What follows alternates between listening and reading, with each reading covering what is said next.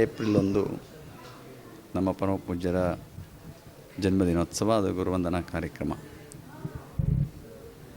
117ನೇ ಜಯಂತಿ ಮಹೋತ್ಸವ ನಾಳೆ, ಅಂದರೆ 1 ಏಪ್ರಿಲ್ 24 ಸೋಮವಾರ.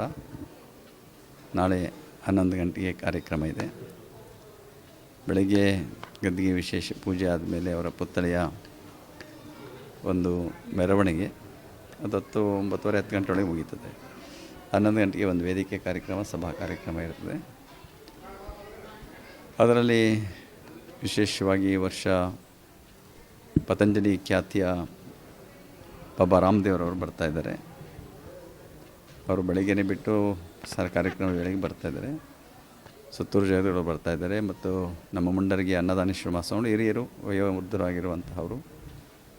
ಜೊತೆಗೆ ಧಾರವಾಡದ ಮುರುಘಾ ಮಠ ಇದೆ, ಅಲ್ಲಿಯ ಮಲ್ಲಿಕಾರ್ಜುನ ಸ್ವಾಮಿ ಬರ್ತಾಯಿದ್ದಾರೆ.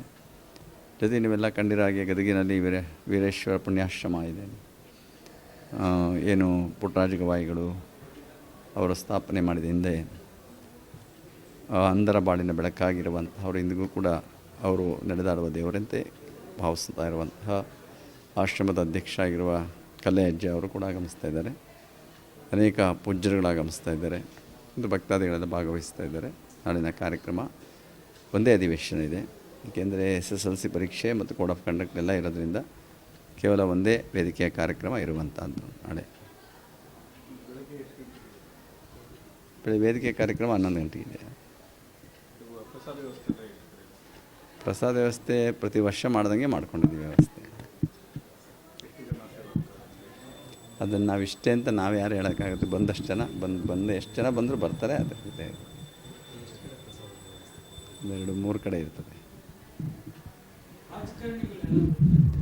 ಸಂತೋಷವಾಗಿ ಬರ್ಬೋದು, ಗದ್ಗೆ ದರ್ಶನ ಮಾಡ್ಬೋದು, ಅವರು ಪಾಡಗವ್ರಿಗೆ ಹೋಗ್ಬೋದು. ಅವರು ಬರೋದಿಲ್ಲ, ಮುಖ್ಯವಾಗಿ ಅವ್ರಿಗೆ ಬರೋದು ಗೊತ್ತಿಲ್ಲ. ಅದು ಬರ್ಬೋದೇನೋ, ಬಂದರೂ ಅವರು ಏನು ವೇದಿಕೆ ಮೇಲೆ ಬರೋಂಗಿಲ್ಲ. ಎಲ್ಲೂ ವೇದಿಕೆಯಲ್ಲಿ ಬಂದು ಕೆಳಗೆ ಕೂತ್ಕೋಬೋದು, ಭಾಗವಹಿಸಿ ಹೋಗ್ಬೋದು. ಏನು ಅದಕ್ಕೇನು ಯಾವ ಅಭ್ಯಂತರ ಏನಿಲ್ಲ. ಅದು ವೇದಿಕೆಯಲ್ಲಿ ಬಂದು ಭಾಷಣ ಮಾಡೋದಕ್ಕೆ ಅವಕಾಶ ಇರೋದಿಲ್ಲ ಅವ್ರಿಗೆ. ಕೊಡಾಕೊಂಡು ನಿಮಗೆ ಗೊತ್ತಿದೆ, ಎಲ್ಲರಿಗೂ ಗೊತ್ತಿದೆ. ಅದರ ರೀತಿ ಬರ್ಬೋದು, ಬರೋರು ಬರ್ತಾರೆ, ಬುದ್ಧಿಯವ್ರ ಗದ್ಗೆ ದರ್ಶನ ಮಾಡ್ತಾರೆ, ಭಾಗವಹಿಸ್ತಾರೆ.